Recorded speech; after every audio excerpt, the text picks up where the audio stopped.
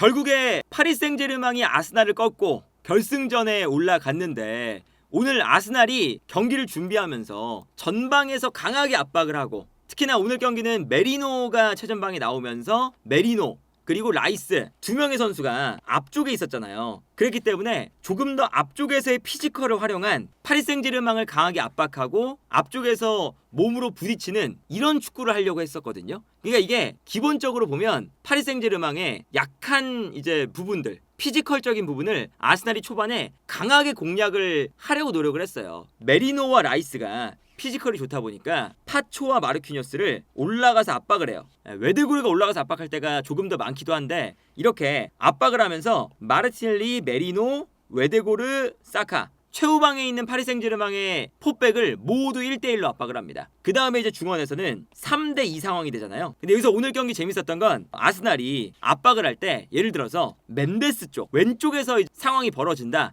그러면 마르티넬리가 왼쪽에 있다가 가운데로 들어오면서 미드필더를 맞춰줍니다. 그러면서 이제 한쪽에서 강하게 압박을 거는 거죠. 반대로 이제 하키미 쪽으로 넘어온다. 그러면 자연스럽게 사카가 가운데로 들어오면서 숫자를 맞춰주고요. 이런 식으로 오늘 경기는 이제 아스날이 앞쪽에서부터 파리 생제르맹을 강하게 몰아붙이면서 특히나 이제 사카나 마르티엘리가 공의 위치에 따라서 가운데로 들어왔다 나갔다가 이런 이제 싸움을 계속 붙이면서 파리 생제르맹을 좀 어렵게 만들기 위한 초반 스프린트, 초반 요 흐름에서의 그런 강한 압박 이런 걸 노렸어요. 그래서 실제로 그게 통했습니다. 이 장면 보시면 앞쪽에서 메리노가 압박을 하고요. 웨드고르가 미드필더 라인에 있다가 올라옵니다. 그리고 사카, 왼쪽에서는 마르티넬리 4명의 선수가 이제 앞쪽에서 1대1로 압박을 해요. 뒤에서 라이스가 또 올라와주고 있고요. 그리고 이제 볼이 반대편으로 넘어가니까 사카, 웨데고르, 메리노, 라이스 왼쪽에서 오른쪽으로 넘어오는 마르티넬리가 있습니다. 중앙에는 또 토마스 파티가 있고요.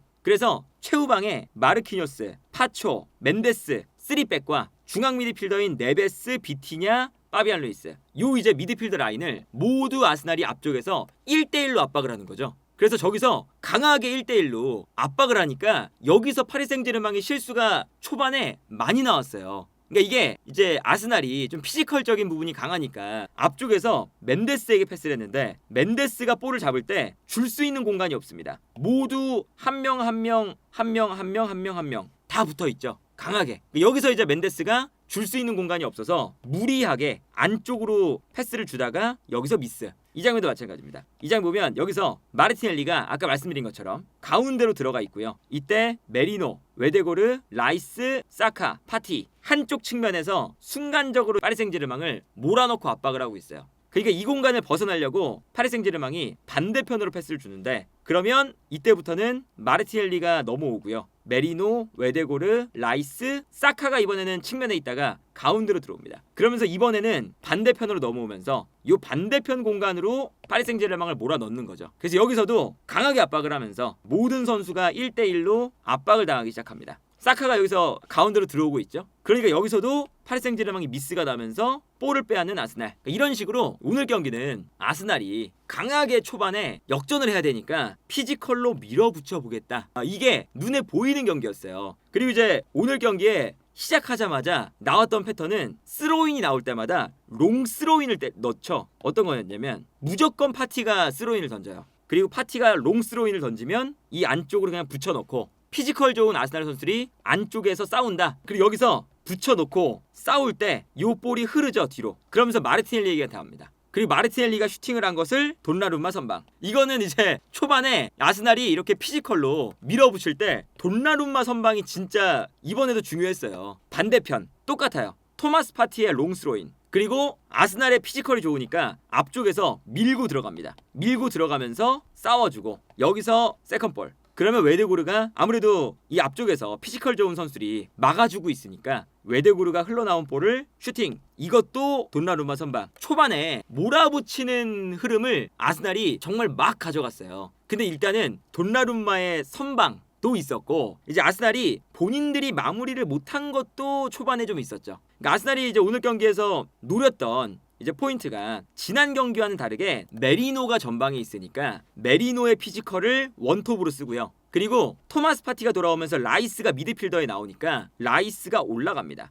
그러면서 메리노와 라이스가 사실상 두 명의 투톱처럼 움직여요. 이거는 아스날의 경기를 보면 이번 시즌에 매번 나오는 장면입니다. 피지컬 좋은 두 명의 선수 앞으로 몰아넣고 크로스 이런 것들. 그래서 실제로 기회가 많이 나와요. 이 장면 보세요. 여기서 이제 크로스가 올라오는데 오른쪽에서 메리노 뛰어가고 있고요. 마르티넬리 들어오고 있고, 이때 라이스가 중원에 있다가 올라가면서 메리노와 라이스가 박스 안으로 들어가지고 있죠. 그 다음에 여기서 크로스 올라오는 거고, 피지컬적으로 이제 라이스와 메리노가 파초와 마르키뉴스보다 좋으니까 크로스가 올라왔을 때 여기서 라이스의 헤더, 결정적인 헤더였죠. 이것도 아슬아슬하게 빗나갑니다. 이 장면도 마찬가지예요. 크로스 올라오는데 메리노 들어가 있고요. 라이스가 뒤에서 같이 들어옵니다. 그러니까 순간적으로 파초와 마르키뉴스가 수비가 분산이 되고요. 여기서 이제 크로스가 올라오는 걸 메리노가 발에 맞추죠. 이것도 결국에 슈팅이 좋은 공간에서 이루어졌는데 이게 바깥으로 그냥 흘러가고,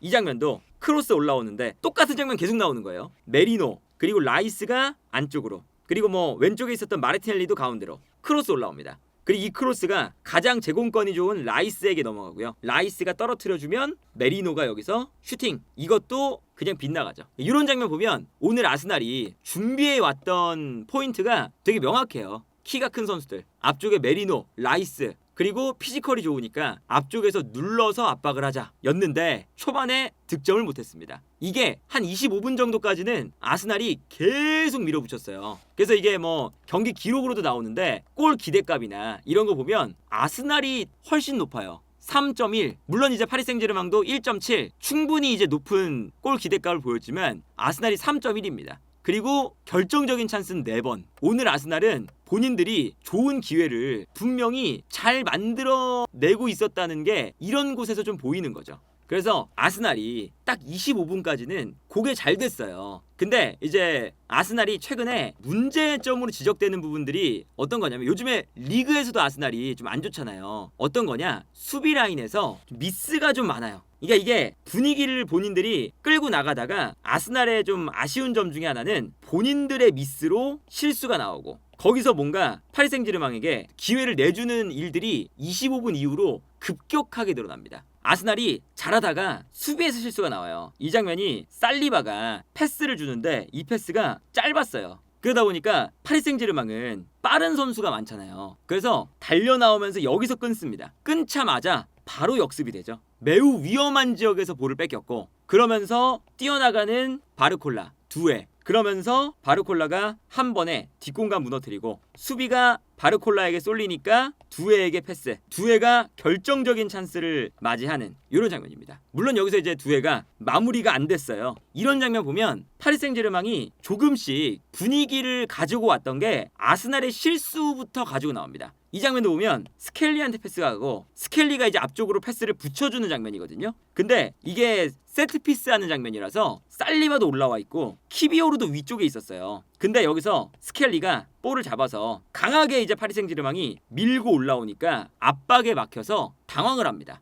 그래서 패스가 어설프게 들어가죠. 그래서 어설프게 패스가 들어가면서 여기서 끊기고요. 끊기자마자 흐비차 뜁니다. 그럼 뛰자마자 패스, 바로 뒷공간 무너지면서 흐비차, 그러면서 완전히 뒷공간이 또 무너져요. 무너지면서 흐비차에게 또 공간이 나오고, 이때 수비가 모두 흐비차에게 쏠리니까 흐비차가 반대편으로 뛰어드는 선수에게 패스, 여기서 수비가 순간적으로 달려 나올 때 여기서 한번 접고 슈팅까지, 바르콜라가 이제 마지막에 파이널 슈팅까지 하는 건데, 이런 장면 보면 사실 아스날이 막 몰아붙이다가 본인들이 이제 후방에서 실수가 좀 나오기 시작하니까 파리 생제르맹도 두에, 바르콜라, 흐비차 이런 선수들 통해서 계속 역습이 많이 이루어졌어요. 그리고 첫 번째 실점 장면도 왜 나왔냐? 실수가 나왔어요. 어떤 거였냐? 이게 이제 거의 파리 생제르맹이 계속 경기에서 밀리다가 처음으로 올라와서 압박하는 장면이었거든요. 그래서 앞쪽에서 모든 선수를 1대1로 압박을 하고 있습니다. 근데 여기서 라야가 앞쪽에 라이스에게 패스를 주는데 패스가 애매했어요. 라야의 킥미스가 나왔습니다. 킥미스가 나오면서 라이스가 볼을 잡는 순간 흐비차가 강하게 압박을 들어갈 수 있는 요 상황이 생겼죠. 그러면서 흐비차가 볼을 빼앗아냈고, 빼앗아낼 때 라이스의 반칙, 여기서 반칙이 나옵니다. 이게 중요했잖아요. 이것도 결국에는 아스날의 실수부터 나온 거고, 이 실수가 나오면서 프리킥, 그리고 여기서 프리킥도 파리 생제르맹이 되게 준비를 잘 해왔어요. 그러니까 파리 생제르맹은 기본적으로 아스날에 비해서 피지컬이 조금 떨어지다 보니까 세트피스를 할 때 중거리 슈팅, 세컨볼 찬스 이런 걸 되게 많이 노리거든요. 리그왕에서도 그런 걸 많이 해요. 근데 오늘은 이런 전술. 처음에는 파리 생제르맹에서 파비안 루이스가 안쪽으로 들어가 있어요. 들어가 있다가 크로스가 올라오니까 파비안 루이스는 뒤로 빠집니다. 그래서 이 다음 장을 보면요. 모든 선수가 앞으로 달리는데 파비안 루이스만 처음에는 가장 안쪽에 있다가 빠져나오죠. 이게 의도가 된 거죠. 교차가 되면서 박스 안으로 넣어주고 세컨볼이 나올 때 파비안 루이스는 이미 뒤로 빠져 있습니다. 준비가 너무 잘 돼 있었고 여기서 파비안 루이스가 볼을 잡는데 누가 봐도 슈팅 찬스니까 마르티넬리가 달려와요. 근데 여기서 파비안 루이스가 아주 센스 있게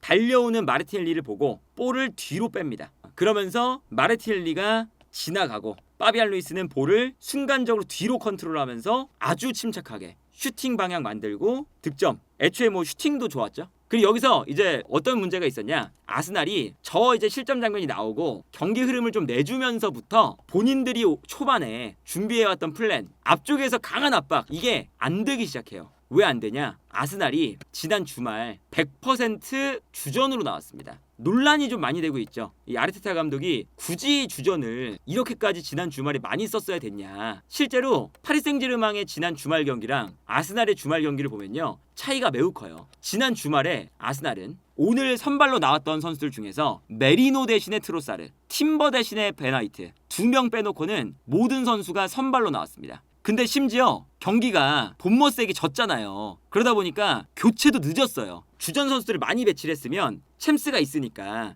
좀 빨리 빼고 체력적으로 좀 세이브도 하고 그럴 수도 있잖아요. 그런데 경기를 빨리 못 이기니까 교체도 74분에 라이스 교체, 86분에 마르티넬리, 사카, 베나이트 교체. 교체도 굉장히 늦게 했어요. 심지어 교체 카드도 다 안 썼죠. 지난 주말 경기는 지고 주전 멤버는 쓰고 교체도 늦게 해서 체력은 다 빠져있고 그래서 에너지 레벨이 낮은 상태로 왔습니다. 아스날은 초반에 밀어붙이는 것으로 승부를 봐야 되는데 그 승부에서 본인들이 골을 못 넣은 거죠. 이게 아무래도 이거는 아스날이 지금 리그에서 2위 싸움도 지금 약간 애매하니까 맨시티에게 따라잡힐 것 같으니까 아마 이런 주전 멤버를 좀 쓰는 일들을 한 것 같은데 이게 그렇게 좋은 게 아니었다. 반대로 파리 생제르맹 보시면요. 파리 생제르맹은 오늘 선발로 나왔던 선수들 중에 단 2명만 선발로 나왔습니다. 지난 주말에 바르콜라 그리고 네베스. 그러니까 이게 파리 생제르맹은 홈에서 경기를 하는데 체력적으로 충분한 주말에 선발로 2명밖에 안 썼고 반대로 아스날은 2명 빼고 모두 선발로 썼었던.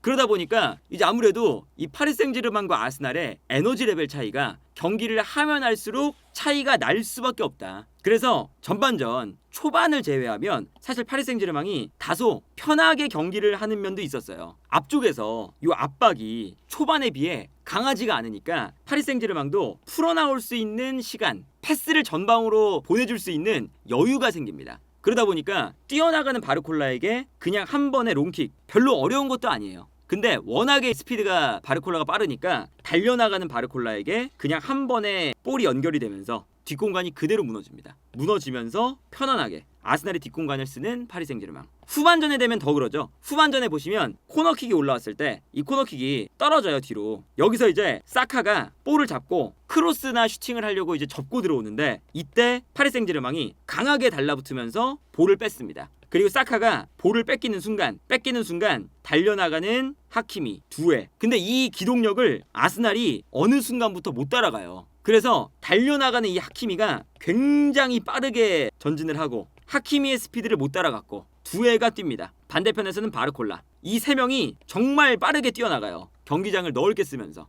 그리고 여기서 하키미가 두에가 다시 하키미. 패스 주고받으면서 박스 안으로 들어오고 여기서 하키미의 슈팅까지. 그리고 심지어 이 슈팅에서 스켈리의 핸드볼 파울이 나왔죠. 그러면서 이제 페널티킥. 물론 이제 이것을 비티냐가 놓쳤고 라야가 막았지만 빠르게 달려나가는 이 하키미, 두에, 바르콜라 이 선수들의 스피드를 못 따라가요. 아무래도 지난 주말 경기에 하키미, 바르콜라, 흐비차 이런 선수들 다 쉬었고 스피드가 빠른 선수들. 아스날 같은 경우에는 모든 선수가 다 나왔었던, 심지어 교체도 70분, 80분 늦은 시간에 교체를 하다 보니까 체력적으로 시간이 가면 갈수록 빠른 파리 생제르맹과 느려지는 아스날 요 대결이 되는 거죠. 그리고 엘리케 감독이 가장 중요하게 생각하는 선수가 모든 선수를 이제 주전으로 써도 챔피언스 리그를 앞두고 로테이션을 돌리는 유일한 선수가 있습니다. 하키미는 파리 생제르맹이 이번 경기뿐만 아니라 계속 챔피언스 리그 경기가 있을 때마다 바로 그 전 경기는 다른 선수는 다 나와도 하키미는 어떤 일이 있어도 빼줬어요. 그래서 이제 어쩔 때는 하키미가 없을 때 네베스가 풀백으로 나오거나 에메리가 풀백으로 나오거나 이럴 때가 있을 정도거든요. 그래서 하키미의 체력 관리를 계속 해주니까 이 하키미의 스피드, 기동력 이런 것에 아스날이 대응을 못하더라. 결국에 이제 추가 실점을 할 때 보시면 이런 문제들이 겹쳐서 나오는 거죠. 아스날이 여기서 패스 미스가 되면서 여기서 볼을 뺏겼어요. 웨데고르가 뺏기면서 흐비차가 달려갑니다. 그러면서 흐비차, 바르콜라, 덴벨레 이 세 명이 뛰어요. 그러면서 흐비차, 덴벨레 그리고 오른쪽에 하키미가 들어오고 있어요. 하키미가 요 전 장면 보면 뒤에 있다가 공격으로 전환되면 빠르게 달려나가는 거죠. 이 기동력을 위해서 엘리케 감독이 하키미의 체력을 엄청 세심하게 관리해 주거든요. 그래서 이 다음 장면 보면 흐비차가 볼을 끌고 올라가다가 여기서 사실 컷백이 좀 길었어요. 컷백이 덴벨레는 뛰어가는데 컷백이 뒤로 왔거든요. 그래서 토마스 파티가 이거를 끊었죠. 근데 그 순간 하키미가 뒤에서 달려오다가 바로 파티를 압박합니다. 요 기동력 달려들면서 파티의 볼을 뺏어서 덴벨레 그리고 여기서 그치지 않고 바로 박스 안으로 들어갑니다. 그리고 덴벨레도 욕심 부리지 않고 하키미가 준 볼을 다시 하키미에게 그리고 하키미가 여기서 박스 안에서 마무리 득점. 요 장면이 이제 왜 나왔냐, 아스날이 본인들의 미스가 나왔고 흐비차 덴벨레 두의 스피드를 못 따라갔고 하키미가 뒤에서 달려들면서 기동력을 살려서 압박 볼 뺏은 다음에 직접 마무리. 확실히 기동력적인 측면에서 파리 생제르맹이 훨씬 더 앞서 있었던 경기였다. 그래서 이제 아르테타가 이렇게 되면 지난 주말 로테이션을 안 돌린 것이 리그도 실패, 챔피언스 리그도 실패, 정말 대실패로 기록이 되는 거고, 초반에 그 밀어붙였던 시간, 그 시간 이후부터는 사실 좀 아스날이 파리 생제르맹을 상대로 무기력한 경기를 했어요. 그래서 이제 파리 생제르맹에 한 골이 들어가고 페널티킥도 나오고 두 번째 골이 나오고 이러는 과정에서 아스날이 뭔가 대응을 제대로 못했다. 그래서 파리 생제르맹이 결국에는 결승전에 올라가게 됐는데, 분명히 파리 생제르맹도 시즌 초반에는 엘리케 감독이 비판을 정말 많이 받았는데 후반기에 뭔가 이 팀의 궤도가 딱 올라가면서 멋지게 결승전에 올라갔고요. 다만 아쉬운 건 파리 생제르맹의 좋은 경기력, 파리 생제르맹의 궤도에 올라온 아주 좋은 흐름에 이강인 선수가 벤치로 밀려나 있다는 거, 이거는 이제 좀 아쉬운 부분이기도 하다.